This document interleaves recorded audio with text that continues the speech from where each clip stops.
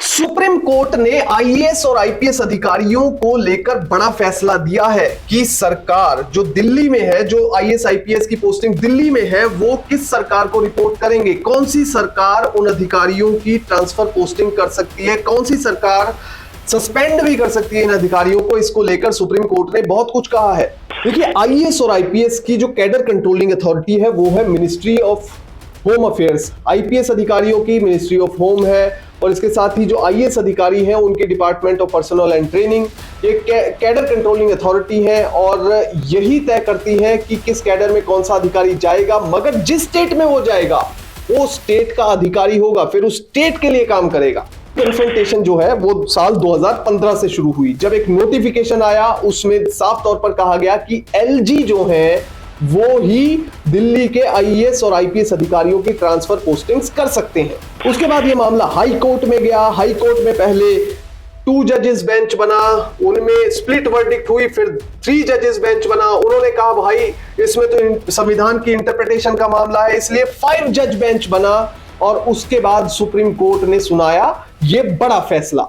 जय हिंद दोस्तों, कुछ दिनों पहले सुप्रीम कोर्ट ने दिल्ली के ब्यूरोक्रेट्स को लेकर, आईएएस और आईपीएस अधिकारियों को लेकर बड़ा फैसला किया है, जिस फैसले में सुप्रीम कोर्ट ने कहा है कि आईएएस और आईपीएस अधिकारी और जो भी इस कैडर के, दिल्ली कैडर के अधिकारी हैं, वो उनकी ट्रांसफर पोस्टिंग दिल्ली की सरकार ही कर सकेगी।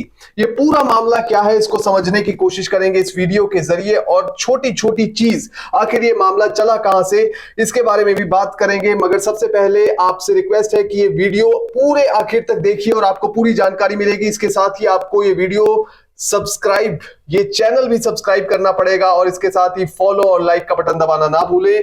सबसे पहले बात करते हैं कि दिल्ली में कौन कौन से तरह के अधिकारी काम करते हैं। देखिए, दिल्ली में आईएएस और आईपीएस अधिकारी वो ऐसे अधिकारी होते हैं जो यूपीएससी का एग्जाम क्लियर करके आते हैं, जिनको एगमुट कैडर, एजीएमयूटी एगमुट कैडर मिलता है। ए से अरुणाचल प्रदेश, जी से गोवा, एम से मिजोरम और बाकी जो यूटी है उससे निकलता है यूनियन टेरिटरीज। जो बाकी की यूनियन टेरिटरीज हैं, केंद्र शासित प्रदेश हैं भारत में, उनके अंदर इनकी पोस्टिंग्स की जा सकती हैं। ये आईएएस और आईपीएस अधिकारी दिल्ली में भी जा सकते हैं, अरुणाचल में भी जा सकते हैं, गोवा में भी जा सकते हैं, मिजोरम में भी जा सकते हैं, और बाकी की यूनियन टेरिटरीज जैसे कि दादरा नगर हवेली और इसके साथ ही अंडमान निकोबार और बाकी की यूनियन टेरिटरीज में जाकर सेवाएं दे सकते हैं।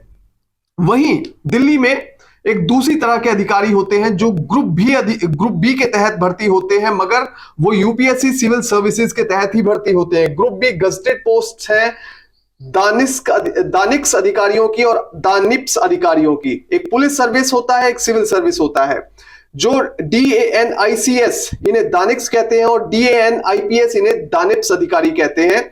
DANICS अधिकारी जो होते हैं ये कहां कहां पर अपनी सेवाएं देते हैं ये समझना जरूरी है। ये दिल्ली में सेवाएं देते हैं जो देश की राजधानी है, उसके अलावा Andaman Nicobar, Lakshadweep, Dadra and Nagar Haveli, Daman and Diu, इन सभी जगहों पर सेवाएं देते हैं। वहीं पुलिस सर्विस के जो DANIPS जो पुलिस सर्विस है उसके अधिकारी जो होते हैं वो भी इन्हीं जगहों पर सेवाएं देते हैं। Delhi, Andaman Nicobar, Dadra and Nagar Haveli, Daman and Diu और लक्षद्वीप, इन सभी जगहों पर वो अपनी सेवाएं देते हैं।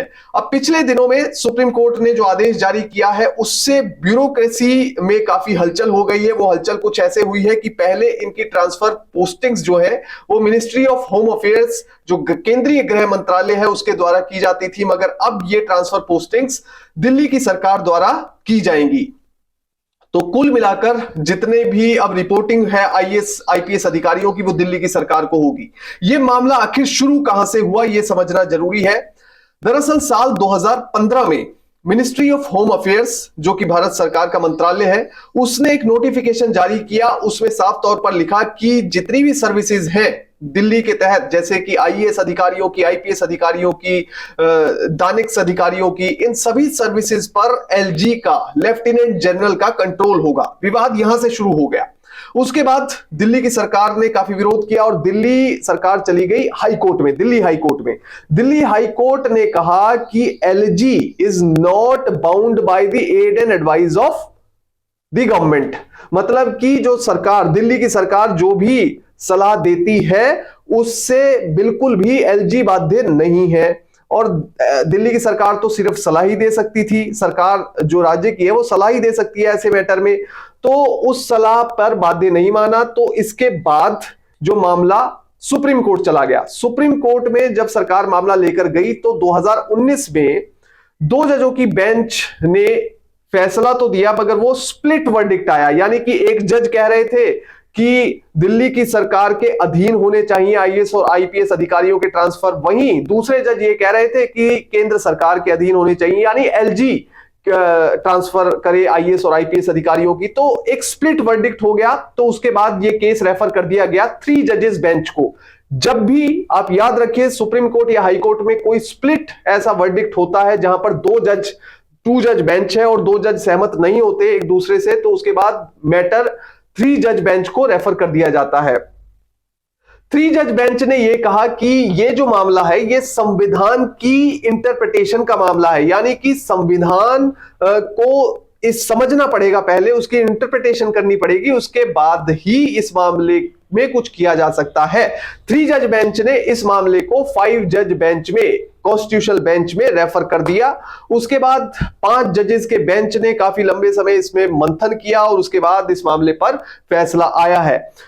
सुप्रीम कोर्ट ने क्या क्या बातें इस मामले में कही है? सुप्रीम कोर्ट ने कहा है कि एक यूनिक फेडरल रिलेशन होना चाहिए एक स्टेट में और सेंट्रल गवर्नमेंट में। उन्होंने कहा डेमोक्रेसी एंड फेडरलिज्म साथ साथ चलने चाहिए। इसके साथ ही दिल्ली सरकार के पास सर्विसेज से जुड़ी लेजिस्लेटिव और एग्जीक्यूटिव पावर्स हैं, ये सुप्रीम कोर्ट ने कह दिया। इसके बाद एक बात साफ हो गई कि अब दिल्ली की सरकार जिस बात को लेकर काफी लंबे समय से लड़ रही थी वो एकदम क्लियर कट हो गई है और आईएएस और आईपीएस अधिकारी सीधे तौर पर दिल्ली के सरकार के तहत काम करेंगे, मगर कैडर कंट्रोलिंग अथॉरिटी जो है वो केंद्र सरकार की मिनिस्ट्री ऑफ होम अफेयर्स यानी केंद्रीय गृह मंत्रालय ही रहेगा।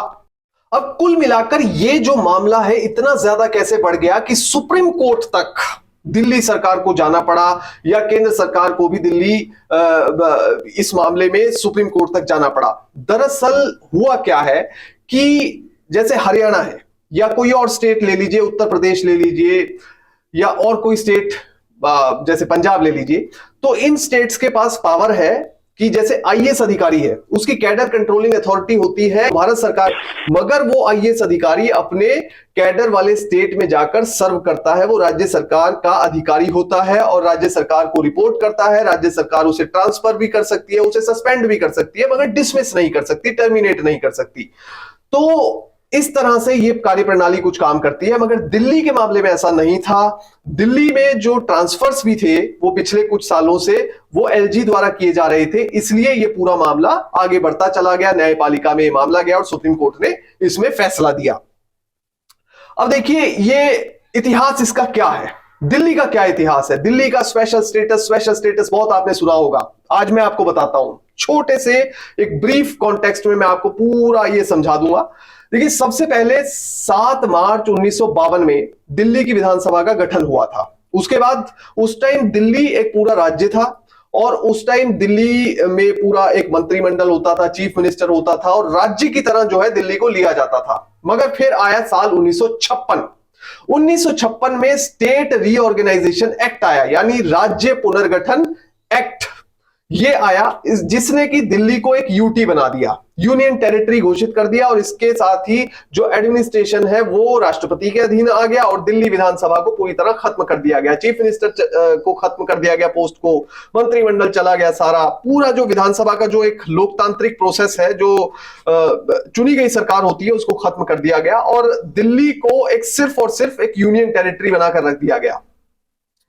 फिर इसके बाद जो है धीरे धीरे आवाजें उठ रही थी कि दिल्ली को पावर्स ज्यादा दी जानी चाहिए, दिल्ली एक राज्य होना चाहिए, राज्य होना चाहिए। इसके बाद साल 1966 आया, यानी कि ठीक 10 साल बाद 1966 में दिल्ली एडमिनिस्ट्रेशन एक्ट आया, जिसके तहत दिल्ली मेट्रोपॉलिटन काउंसिल का चुनाव होना था। दिल्ली मेट्रोपॉलिटन काउंसिल का एक जो प्रपोजल रखा गया वो रखा गया कि उसमें जो मेंबर होंगे वो इलेक्टेड भी होंगे, वो चुने भी जाएंगे और कुछ मेंबर नॉमिनेटेड होंगे, उन्हें नॉमिनेट किया जाएगा और जो हेड है वो एलजी होगा, मगर उसका जो रोल है वो एडवाइजरी होगा, वो सिर्फ एडवाइस देगा। तो इस तरह की एक व्यवस्था साल 1966 में कर दी गई दिल्ली एडमिनिस्ट्रेशन एक्ट के तहत। वहीं दिल्ली को पूर्ण राज्य बनाने की मांग लगातार चल रही थी। 1966 से पहले ही चल रही थी। जैसे ही 1956 में ये किया गया था, उसके बाद लगातार कह रहे थे कि दिल्ली को तो पूर्ण राज्य होना चाहिए जैसे ये पहले था। क्यों इसका पूर्ण राज्य का दर्जा खत्म किया गया, इसका विकास रुक जाएगा, ये अलग अलग तरह की दलीलें दी जाने लगी। फिर जब ये मांग जोर पकड़ने लगी तो 1987 में 1987 में एस बालकृष्ण कमेटी का गठन किया गया। उस कमेटी ने अपनी एक रिपोर्ट दी और जिसमें रिकमेंड किया गया, उन्होंने अपनी रिकमेंडेशंस दी और उनके आधार पर भारत के संविधान में 69th अमेंडमेंट की गई साल 1951 में। अब समझ गए, एस बालकृष्ण कमेटी जो है 1987 में बनाई गई। उस कमेटी ने अपनी रिपोर्ट दी। उस रिपोर्ट में उन्होंने कुछ रिकमेंडेशंस की, जिनको मानते हुए सरकार ने संविधान में 69वीं संशोधन की, 69th अमेंडमेंट किया साल 1951 में। और इस संशोधन के तहत आर्टिकल 239AA को संविधान के अंदर ऐड कर दिया गया, जोड़ दिया गया। आर्टिकल 239AA इसको जोड़ दिया गया, जिसके तहत दिल्ली को स्पेशल प्रोविजंस दिल्ली के लिए किए गए, दिल्ली को एक स्पेशल पावर भी दी गई। अब कॉन्स्टिट्यूशन के पार्ट 8 में आर्टिकल 239 है, जिसमें यूनियन टेरिटरीज का जिक्र है। उसी में एक अलग से सेक्शन जोड़ दिया गया, आर्टिकल 239AA। इसमें दिल्ली के बारे में साफ तौर पर कई बातें लिखी गई। आर्टिकल 239AA के सेक्शन 3 सब पार्ट ए में यह लिखा है कि दिल्ली के पास सभी तरह की पावर्स होंगी, जो चुनी गई सरकार है उसके पास सभी तरह की पावर्स होंगी। सिर्फ 3 शक्तियां उनके पास नहीं होंगी। कई तरह की एंट्रीज बनाई गई, उसमें 3 एंट्रीज ऐसी थी जिनकी पावर दिल्ली की सरकार को नहीं दी गई। वो क्या थी? एक पब्लिक ऑर्डर, लैंड और पुलिस। यानी कि पुलिस से जुड़ा जो भी मामला होगा वो दिल्ली की सरकार के पास नहीं होगा, उनके अधीन नहीं होगा। जमीन से जुड़ा मामला उनके अधीन नहीं होगा। पब्लिक ऑर्डर से जुड़ा जो कानून व्यवस्था का मामला है वो नहीं होगा सरकार के अधीन, और बाकी सभी मामले दिल्ली की सरकार के अधीन होंगे। वहीं 239 में जो है वो यूटी की बात की गई थी। तो यूटी की जो बात की गई थी उसमें सेंटर जो है उसके पास एडमिनिस्ट्रेटिव पावर्स थी। तो जो इंटरप्रिटेशन है वो आर्टिकल 239 का और आर्टिकल 239AA जो बाद में ऐड किया गया, इनका इंटरप्रिटेशन कर करके जो है एक कन्फ्रंटेशन की स्थिति पैदा हो रही थी। कोई कह रहा था कि दिल्ली को ज्यादा पावर्स है, वो आईएएस आईपीएस की ट्रांसफर कर सकती है। कोई कह रहा था कि दिल्ली की सरकार को ये पावर्स नहीं है। इसलिए मामला कोर्ट में पहुंचा और कोर्ट ने इस पर डिसीजन दिया।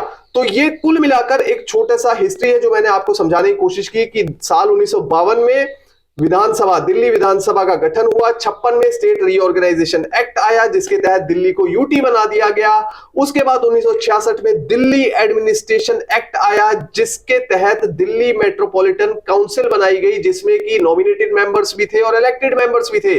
और मगर दिल्ली को पूर्ण राज्य बनाने की मांग फिर से जोर पकड़ रही थी। दिल्ली को 1952 की तरह जैसा उसका दर्जा था वो दर्जा दिलाने की मांग लोग करने लगे। 1987 में एस बालकृष्ण कमेटी आई और उस कमेटी ने अपनी रिकमेंडेशंस में कहा कि दिल्ली को पूर्ण राज्य तो नहीं मगर स्पेशल प्रोविजंस उसके लिए किए जा सकते हैं, जो कि 69th अमेंडमेंट के तहत साल 1951 में 1991 में कर भी दिए गए। और दिल्ली फिलहाल स्पेशल प्रोविजंस के तहत ही चल रही है। इसलिए अब आईएएस और आईपीएस अधिकारी दिल्ली की सरकार के तहत काम करेंगे और उन्हीं को रिपोर्ट करेंगे। उनकी ट्रांसफर्स और पोस्टिंग्स भी दिल्ली की सरकार ही कर पाएगी।